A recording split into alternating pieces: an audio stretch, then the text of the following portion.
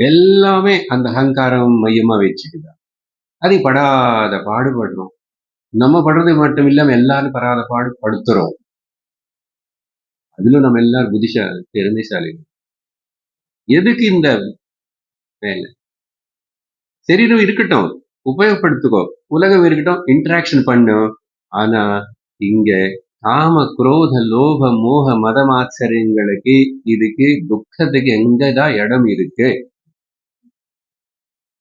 அப்போ துக்கம் என்பது கேவலம் அனாத்மா அகங்காரத்துலதான் இருக்குன்னு உணர்ந்து ஆத்மான எனக்குள்ள அசல் அந்த துக்கம் ட்ரேஸ் இல்ல. அதனாலதான் அது சுகம்னு சொல்லக்கூடாது. பதம் உபயோகப்படுத்திட்டா கூட பரமானந்த ஸ்வரூபம். நாளைக்கு பிரதாரண்யத்துல வரப்போகுது அந்த பரமானந்த ஸ்வரூபம்.